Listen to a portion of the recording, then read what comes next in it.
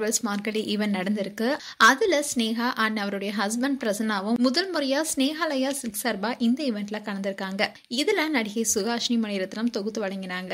Doctor Padma Subramanian உள்ளிட்ட நடன கலைஞர்களும் பங்கேற்று பாரம்பரிய நடனத்தை நிகழ்த்தினாங்க.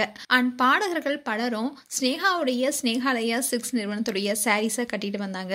அதோட இசை, நடனம் உள்ளிட்ட பாரம்பரிய கலை நிகழ்ச்சிகளும் நடந்தது.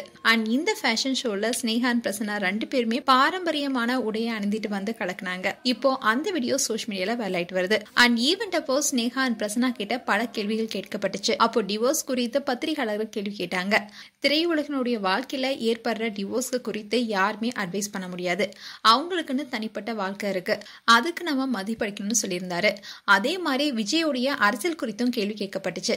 அதுக்கு ஸ்னேகா என்ன சொன்னாங்கன்னா, அதுக்கு கருத்து சொல்ல முடியாது. நடிகர் விஜய் அரசியலுக்கு வரணுங்கிறது ரசிகருடைய விருப்பம். அவர் இன்னைக்கு அரசியலுக்கு வந்திருக்காரு. அவர் நல்லது செய்யணும்னு வராரு. வரட்டும், நல்லது செய்யட்டும். நல்ல படங்கள் விஜயோட மீண்டும் கிடைச்சா கண்டிப்பா அவர் கூட இணைஞ்சு நடிப்புன்னு சொல்லியிருந்தாங்க. அண்ட் அடுத்து நடிக்க இருக்கும் படங்கள் குறித்தும் ஸ்னேகா கிட்ட கேள்வி கேட்கப்பட்டுச்சு. அதுக்கு ஸ்னேகா, இதுக்கு முன்னாடி கடைசியா பட்டாஸ் படத்தில் நடிச்சேன். அதுக்கப்புறமா 5 வருஷத்துக்கு கழிச்சு த கோட் படத்தில் நடிச்சேன். நல்ல படம் கிடைச்சா கண்டிப்பா நடிப்பேன்னு சொல்லியிருந்தாங்க. அண்ட் ஸ்னேகா இந்த நிகழ்ச்சி குறித்தும் அவங்க பேசியிருந்தாங்க. அதை பத்தி அவங்க என்ன சொன்னாங்கன்னா, மார்கழி மாதம்னாவே கர்நாடக இசை தான் எங்குமே கேட்கும். இந்த இசைப்பாட கலைஞர்கள் எல்லாருமே பாரம்பரிய உடை அணிஞ்சு ஃபேஷன் ஷோ செய்யணுங்கிற விஷயத்த எங்க கிட்ட கொண்டு வந்தாங்க. பொதுவாகவே கர்நாடக இசைப்பாடும் நபர்களுடைய ஆடை நகைகளை பொதுமக்கள் கூர்ந்து கவனிப்பாங்கன்னு சொல்லியிருந்தாங்க. அதே மாதிரி பத்திரிகையாளர்கள், நீங்க 2 பேரும் சேர்ந்து நடிக்க வாய்ப்பு இருக்கான்னு கேட்டாங்க. அதுக்கு அவங்க, நாங்க 2 பேரும் சேர்ந்து நடிக்கிற ஐடியா எங்கள்கிட்ட இல்ல.